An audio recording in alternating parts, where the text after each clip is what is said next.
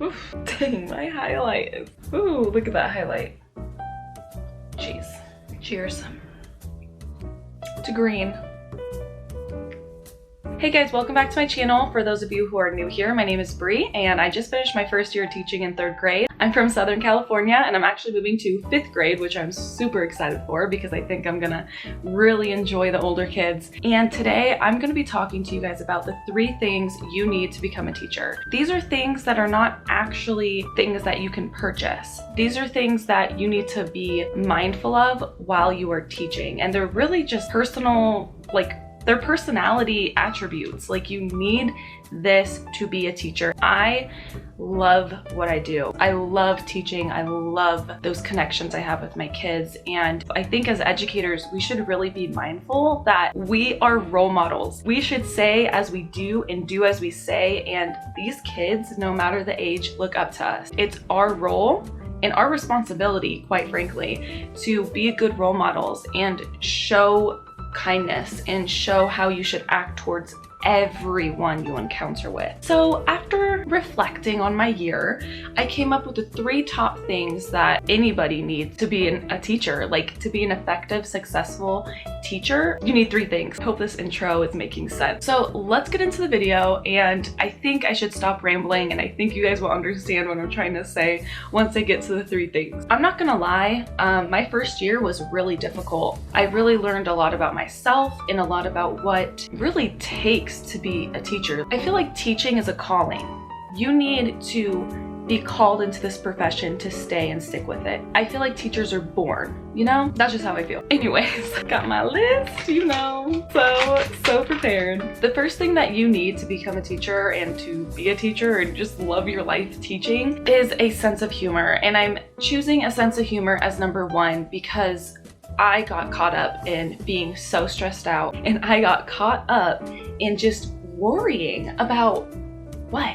Like, what was I even worrying about? I wasn't enjoying the moment. You need to have a sense of humor. There are some weird things that happen in the classroom, and they are pretty funny. Like, if you just sit and observe and just watch your class and watch your kids talk and watch how your kids interact with each other, it's pretty funny. They say some funny things. Just enjoy how crazy it is sometimes. I literally had no end of day procedure. I was a hot mess. My end of day was such a hot mess. It got to the point where I was like, whatever.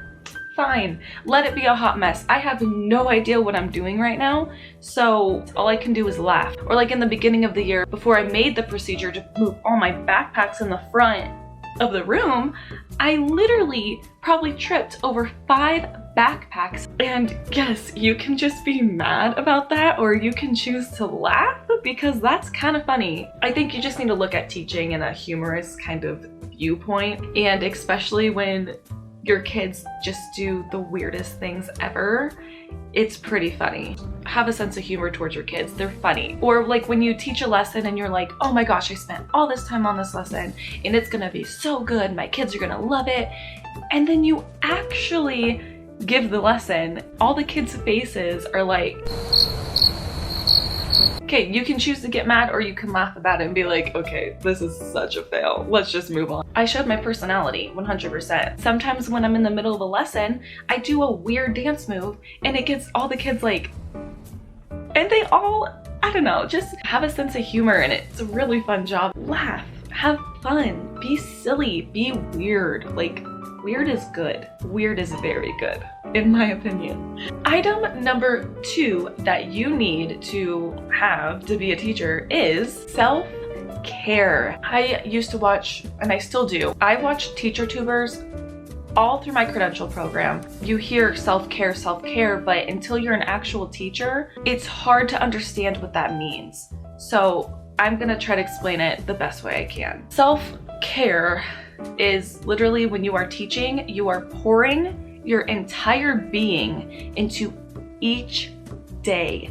Like, you are pouring your entire soul out to your kids, and you are trying so hard for them to understand the content, and you're trying so hard for them to understand, and you're trying to reach all 30 kids in your classroom, it's a lot on your soul. It's a lot on you. I soon realized that seriously, self-care is really important, because you cannot pour out of an empty bucket. And I was realizing that in my first year of teaching. My bucket was so empty, and it was because I was not in the right environment.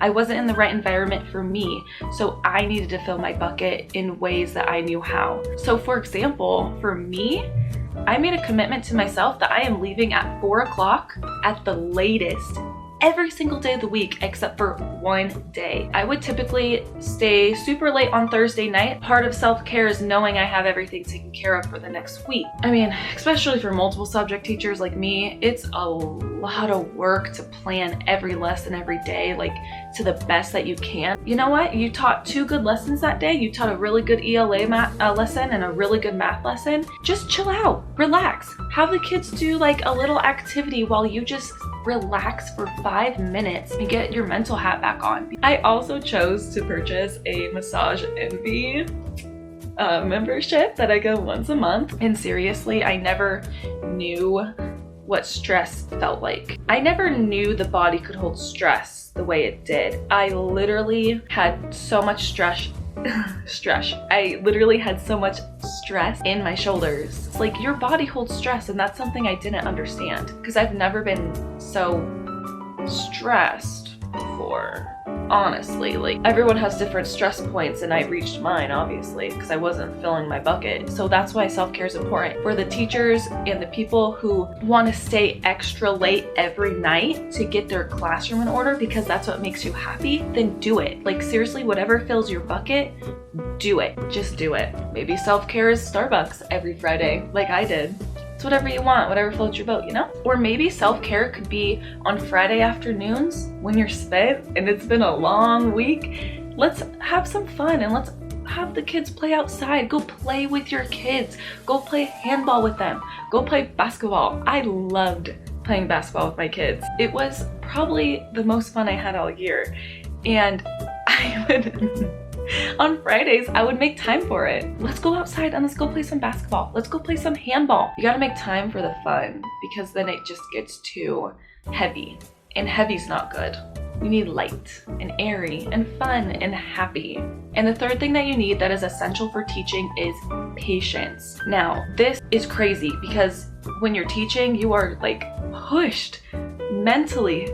It is crazy, but I love it. I love it. I love being pushed like that mentally. You become such a stronger, better person teaching, in my opinion. And patience does go with patience towards the kids, but you also need to have patience for yourself. You're not going to know everything right away. There's going to be things that you're not going to be the best at, but there's going to be things that you're going to be great at. There are going to be some times when you are in a funk. That happened to me. I was in a funk. I'm gonna reference to a really good book. I'm sure a lot of you guys have heard of it. I'll insert a picture here. But this book is called The First Days of School by Wong and Wong, and really just talks about the 4 stages of teaching. I'm gonna go through all of them really quickly because they can apply to you through the whole school year. And I felt like I was at all 4 of these stages in my first year of teaching. I wasn't patient enough with myself and patient with the process. And again, I intern taught. I never even student taught. So I was way too hard on myself. And I know that, but I had a lot of expectation on me, and I felt like I wasn't meeting that expectation, and it was just eating me up inside. Really one of the reasons why my bucket wasn't that filled, and I soon realized it. I'm the type of personality and the type of person that I want to get better and better and better, and teaching is definitely not a career where you're gonna master it. Probably not for a very long time. Or maybe you can master a few things at once. Again, chunking small. When we plan our lessons to chunk it small enough for our students to chew. We need to chunk our expectations of ourselves too. I took a credential class and we really examined this book really in depth, and I love this book and I need to reread it before the first day of school. The first stage that teachers go through is the fantasy stage, and I think we have all been there, especially me. So backtracking a year ago from now, I got my first teaching job. I found out it was 3rd grade, and I was like, okay, I just want to jump right into teaching, and I want to do all these things, and I can't wait, and I want to do all these lessons and everything. It's going to be great. And a quote directly from the book says, handy dandy laptop, and I quote from Wong, "In the fantasy stage, teachers believe to be a successful teacher, all you need to do is relate and be a friend to their students. They also believe that teaching means doing activities, especially fun activities, and everything's gonna be nice and cheery, and everything's gonna be fun." Yeah, definitely have been there. I was there all the way up till back to school night, and then back to school night hit, and I'm like, yeah, it was really, really hard. I didn't really know how to have like a firm voice with my kids, so I'm like, okay, this is how we do it. This is how we line up.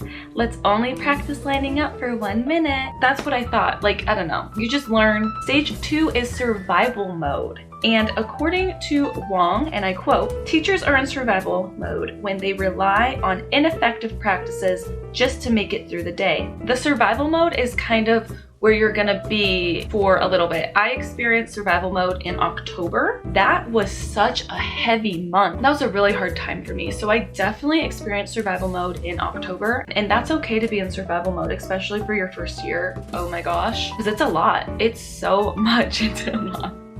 So it's okay to be in survival mode. Just understand that you're there and think of ways how to come out of that survival mode. Phase 3 that teachers may experience, and hopefully you could totally do this your first year, is the mastery stage. According to Wong, and I quote, "So this is when teachers know how to achieve student success and employ effective practices. These teachers know how to manage their classroom, they teach for mastery, and they have high expectations of their students. They read professional development books, they go to professional development meetings, and they exhibit accountability." So for example, the quote that they used for this mastery stage is, "If my students are not learning, I need to find another way." And I definitely found myself here also. You try this lesson, it doesn't work, then you fix it and do another one. And the last stage that you could be in is stage number 4. Stage number 4 is impact. And the impact stage, and I quote from Wong, is, "Effective teachers make a difference in the lives of their students, and these are the teachers whom students come back years later to thank for affecting their lives." I believe you can do all 4 of these stages at one time. You can master a certain subject, but totally be in survival mode for a different subject. Or you could totally still be in fantasy land for a while, and then you maybe knock out of it and go to survival mode. So this is totally like a roller coaster, and teaching is a roller coaster, and just please know that it is normal. I kind of started feeling bad because I was self-doubting myself, and I didn't know if that was normal, but it totally is. Trust me, I've been there, I've done it, and I still love teaching at the end of the day. Like, it's an emotional roller coaster. There's no way that it's not. And sometimes it's really hard, and especially if you have other things going on in your life outside of work. Like, it is so hard, but I think it's all more the reason to appreciate the teachers that are teaching and appreciate good teachers, because it is hard. So if you're watching this and you can think of a teacher that you loved, and tell them thank you. So I think I'll end the video with one of my favorite quotes, and I'm sure it's a lot of your guys' favorite quote. It is, "They may not remember what you taught them, but they will remember how you made them feel." That is 100% the truth, and that goes for all levels of education: elementary, middle, high school, college, and beyond, even in the workplace. I think that quote should go to district level. You know what? This teacher's in your district, and they're gonna remember how the district made them feel. And if they're feeling taken care of, then that's gonna trickle down to the classroom, and that's gonna trickle down to the kids. I'll just leave it at that.